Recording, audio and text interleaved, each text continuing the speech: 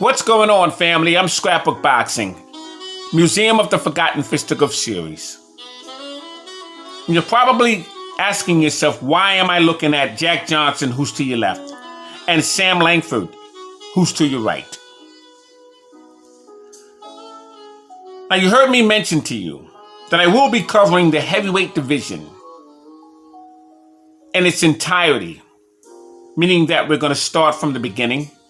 And I'll probably go as far as Muhammad Ali and Joe Frazier. We're going to go from fighter to fighter. So we'll look at the fighter's career, his lifestyle, and once he defended his title to when he lost his title, we'll go to that next fighter as he became champion. And we'll move on down the line. We'll cover fighters, obviously, John O'Sullivan, Jim Corbett, Bob Fitzsimmons, Jim Jeffries, Marvin Hart, and Tommy Burns, Jack Johnson, and Jess Willard. We'll take a look at Jack Dempsey, Gene Tunney, Max Smelling, and Jack Sharkey, Primo Carnera, Max Baer, James Braddock, Joe Louis, Ezzard Charles, Joe Walcott, Rocky Marciano, Floyd Patterson, Ingemar Johansson. And of course, Floyd Patterson was the first man to regain his title. So we'll look at Floyd Patterson once again, then Sonny Liston and Ali, Joe Frazier.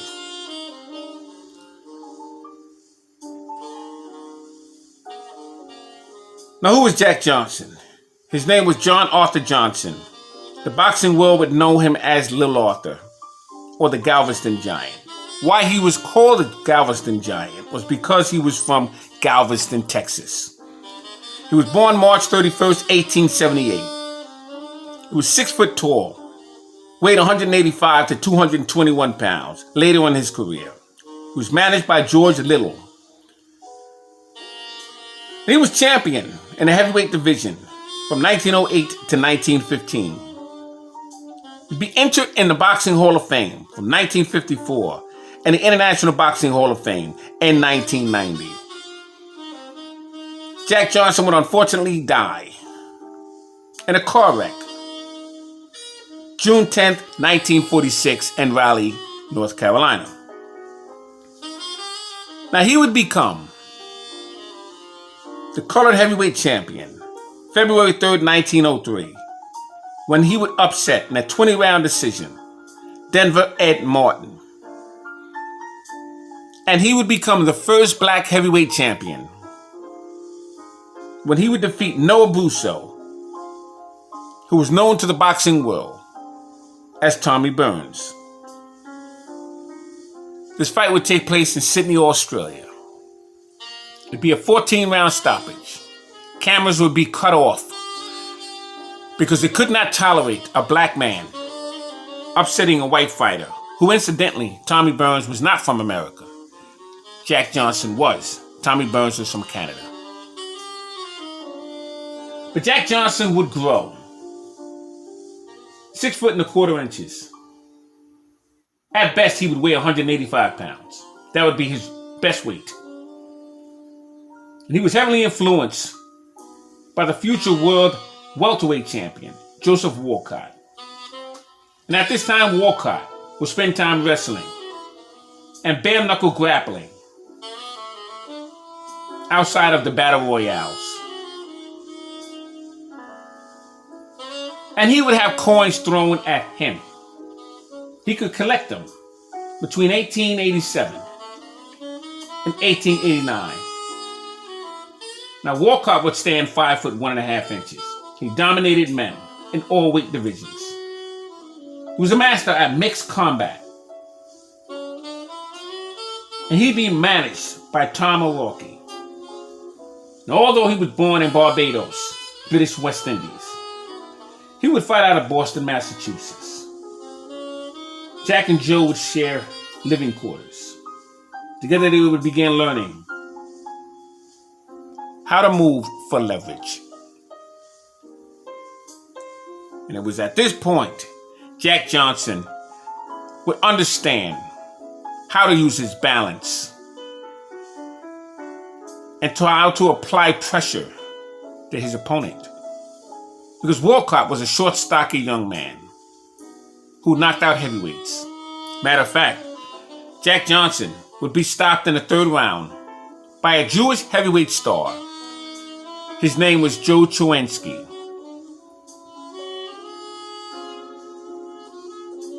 But Joe Walcott would knock out Joe Chowensky. And Joe Chowensky would have his battles with Gentleman Jim Corbett, Salt Lake City. And these two men would evenly meet in a warm afternoon, July 4th, 1910. Along with Joe Gans and Sam Langford in Reno, Nevada. Jack Johnson was set to face Boilermaker Jim Jeffries. It would be in his defense of his World Heavyweight Championship title. Now, what was interesting about Jack Johnson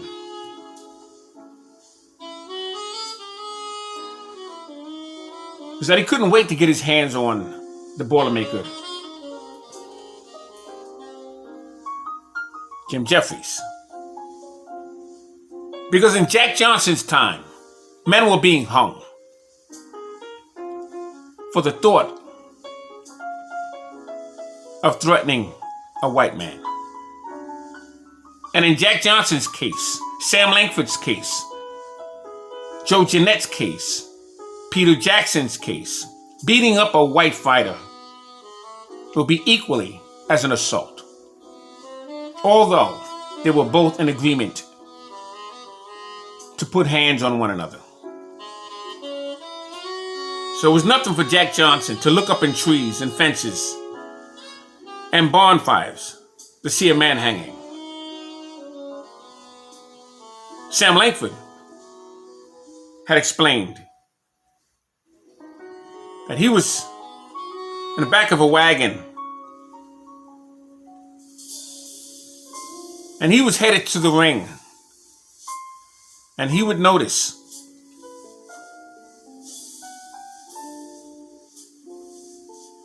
two white men on two separate horses on two separate corners of the ring with shotguns. Then he would take another look and he would notice a man hanging. And when he looked at the two white men on the horses, they looked at him with a stare. And immediately Sam Langford didn't know if the man was hanging because he was supposed to win or he was supposed to lose. That's the mindset that Sam Langford would have approaching the ring. And I imagine that would be the mindset of most of the black fighters during that time. And Jack Johnson would face John Klondike Haynes, Hank Griffin 4 times, Jack Thompson 3 times, Joe Jeanette 10 times, Sam McVeigh 3 times, Sam Langford once in 1906. It would be a 15-round decision. And we'll get more into that fight as we discuss the career of Jack Johnson. He'd also be in the ring with Bob Fitzsimmons, who was the former heavyweight champion, middleweight, and light heavyweight champion. Fireman Jim Flynn, Joe Chowensky, who incidentally, in fighting Joe Chowensky, and he was stopped in 3 rounds, but they would go to prison because of illegal boxing matches. Well, while in prison, Joe Chowensky would help Jack Johnson out with his defense. Not so much his balance, but how to rotate his hands, how to pick off punches, because Jack Johnson was extremely strong. Johnson would also be in the ring with John Sandy Ferguson, Stanley Ketchel, Black Bill. Oh, it was a fighter by the name of Starlight.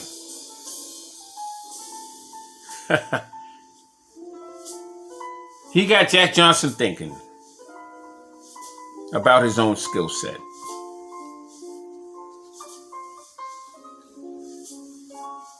Now, I mentioned to you that we will be talking about James Jeffries. James Jeffries was something else. He made it extremely clear that he would not fight a black fighter in defense of his title. Oh, that must have come from John O'Sullivan, who stated that he could whip any son of a bitch in the world. James Corbett would get that shot in 1892. It would be the Carnival of Champions, September 7th of that year. It would take Gentleman Jim Corbett 21 rounds to knock out John O'Sullivan, as it would take 10 rounds for James Buster Douglas to knock out Iron Mike Tyson.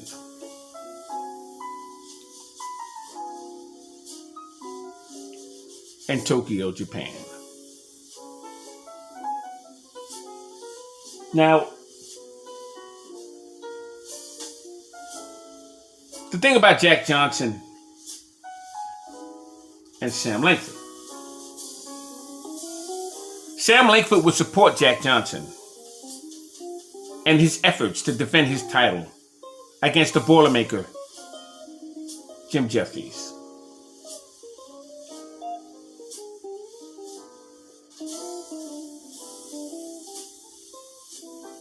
Now, Joe Gans and Sam Langford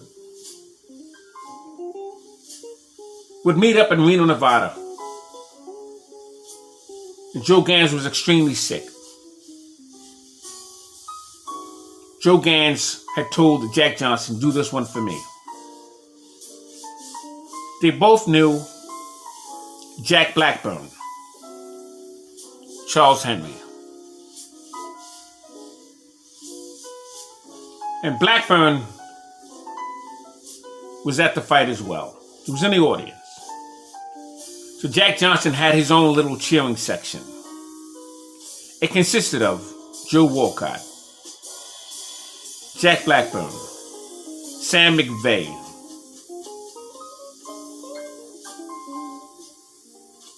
Joe Gans couldn't stay for the fight. He was rushed back on the train. And he was thrown off the train because he was dying. And the train conductor did not want a dead man on his train. But Joe Gans would insist that he be allowed to go home. Jack Johnson would pull some strings, and Joe Gans would be allowed to go back to Baltimore to be with his mother at his request. And incidentally, Joe Gans would survive for about 2 weeks before he would officially pass away. You see, Joe Gans suffered from tuberculosis. And he was frail. But he wanted to make that appearance at Jack Johnson's biggest fight on his biggest night. You see, black fighters always supported one another, although they fought each other more times with each other than they did with the establishment. And that was by design. So they got along quite well. Jack Johnson knew well enough to know that if he would give his colleagues opportunity at the title, that he could very well lose.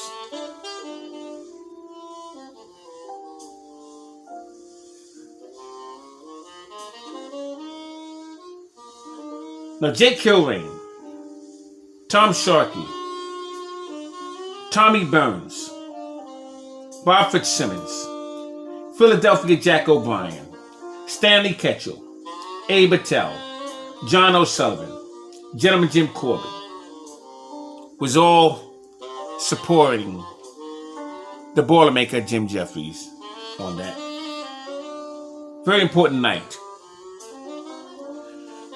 Because Jim Jeffries was called out of his alfalfa farm because you couldn't get a white fighter to defeat Jack Johnson.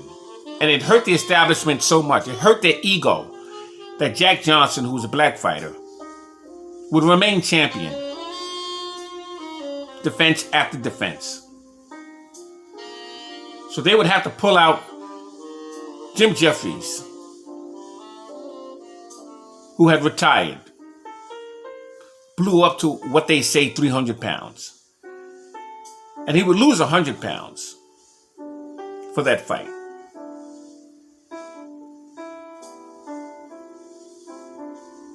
Bob Armstrong would also make his appearance in support of Jack Johnson. And Bob Armstrong was vilified because he was a sparring partner for all the men that was in the ring on the opposite side of Jack Johnson as a support team. Battling Jim Johnson was also present at ringside. Battling Jim Johnson would be the first black fighter to get a heavyweight championship shot with the black heavyweight champion Jack Johnson. What was interesting about battling Jim Johnson was that Sam Langford had defeated him 11 times. He never lost to battling Jim Johnson, but yet he was not given an opportunity at Jack Johnson's title. He followed Jack Johnson from country to country. And there was an agreement made that Sam Langford get this opportunity with Jack Johnson should he defeat Noah Brusso, Tommy Burns. Money was put up for Jack Johnson to follow Tommy Burns and campaign for a shot at that title. And Sam Langford did not reap the benefits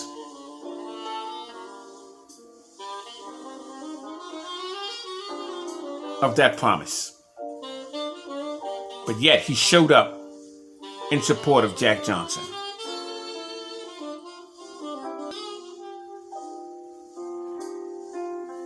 Now, when the men entered the ring to support Jack Johnson in front of a crowd of 5,760 people, it was actually 15,000. All racist, screaming spectators. The promoter was Tex Rickard. He was the referee for this bout that was sanctioned for 15 rounds. Jack Johnson, who weighed 208 pounds for this particular fight, was given $50,000 and $10,000 as a signing bonus. He would receive 40%. Jim Jeffries weighed 227 pounds. He was no longer champion. He would receive $10,000 signing bonus as well as the champion Jack Johnson. He would earn $66,666. 60% of the gate. Now, you think about that one moment. The champion Jack Johnson would earn $50,000, $10,000 signing bonus. And the ex-champion and Jim Jeffries would earn $10,000 signing bonus with $666,000 I'm sorry, $66,666, 60% of the gate. This reminds me of Archie Moore when he challenged Joey Maxim for his light heavyweight championship belt in 1952. Maxim demanded and received $100,000. And Archie Moore received $800. This is what happened when you go back in history.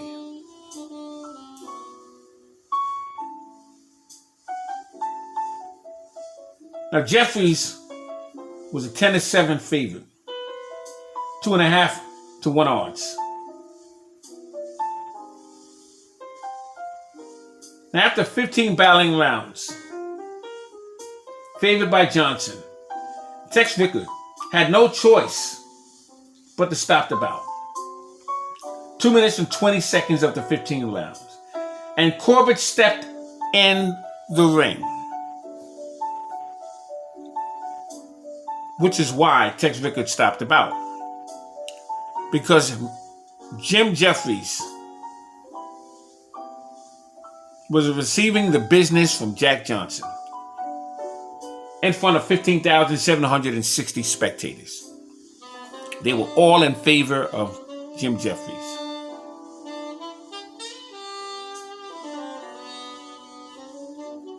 The establishment couldn't believe what they were watching. See, they idolized Jim Jeffries. Jim Jeffries had pneumonia, and he would drink a whole gallon of liquor, whiskey, to get rid of his pneumonia. He would wrestle with a grizzly bear. He was extremely strong. But Jack Johnson would give this man the business for 15 rounds. And what was upsetting as a spectating fan as myself, as I research history,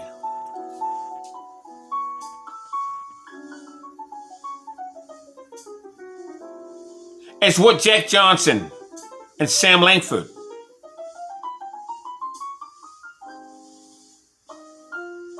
Harry Wills, what these men had to go through just to get a fair shot at a championship title.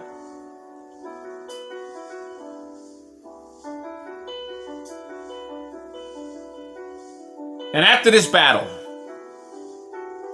between Cincinnati, New Orleans, Atlanta, Boston, over 1,000 white supremacists, Ku Klux Klan members had chased black young men and boys.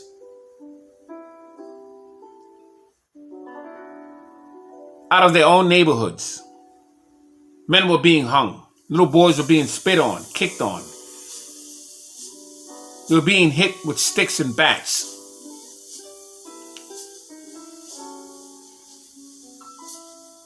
Yet the fathers of white boys would grab little black boys, get them in a full Nelson, and allow their sons to use the little black boys as a punching bag. And every time the little black boys would be punched in the face, in the gut, in the groin, the name Jack Johnson would be shouted out, along with the N-word.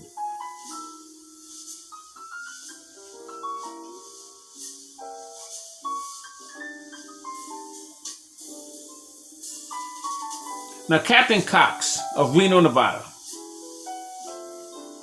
he was the state policeman. He told Governor Dixon to make sure that he protected Jack Johnson. July 7th, 1910, the film Birth of a Nation was banned all throughout the South and India, as well as South Africa. This ban would fully suspend all rights to be shown by President Theodore Roosevelt.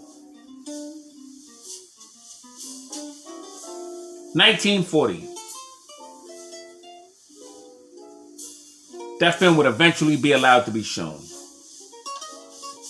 Roosevelt wanted this particular film banned because he didn't even want the fight to happen because of what happened across this country.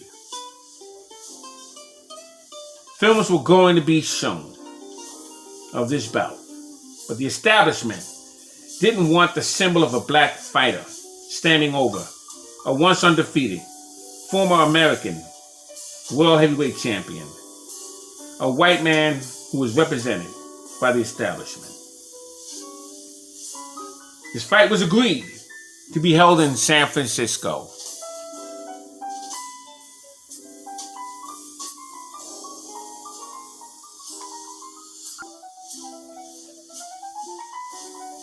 But it was called off 3 weeks before this bout was to take place. Because the governor of that state, of California, his name was James Gillette. He wanted to make sure that he was going to be elected. And he didn't want anything negative to happen in his state. You see, they all saw the writing on the wall. They knew there was no way in the world that Jack Johnson would defeat Jim Jeffries in their state and not have hell break loose afterwards. Surprised Jack Johnson was not killed in that ring.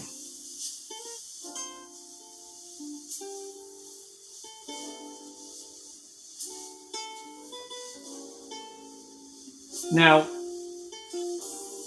Jack Johnson and James Jeffries was the hottest ticket in town.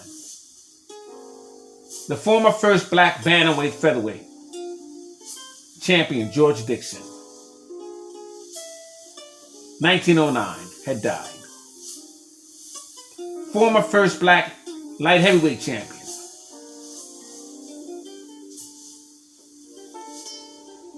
Balinsky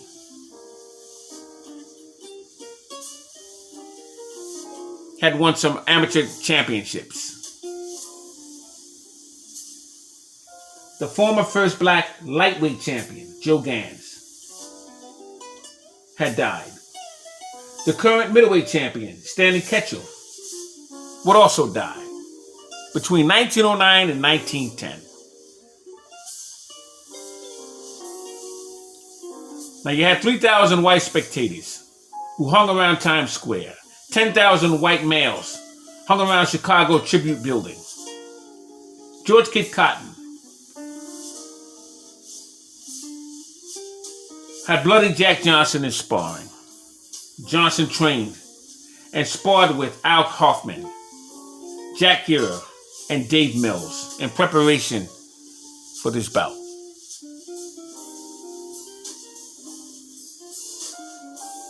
Jack Johnson would face 20-year-old Sam Langford.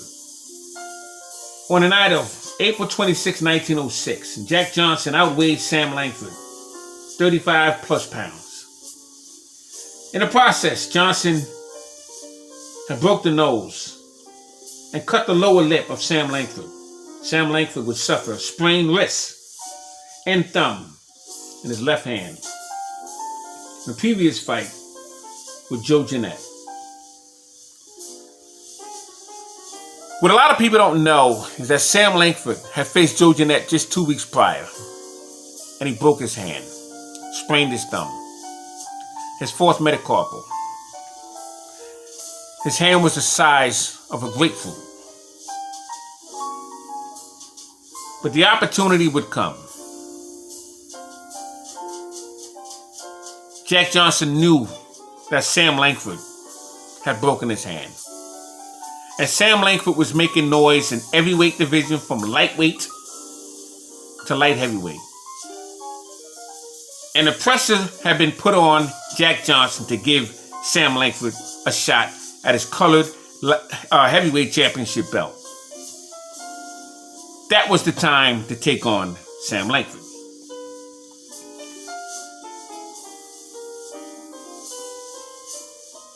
That's one of the reasons why Jack Johnson did not give Sam Langford a second shot. He understood.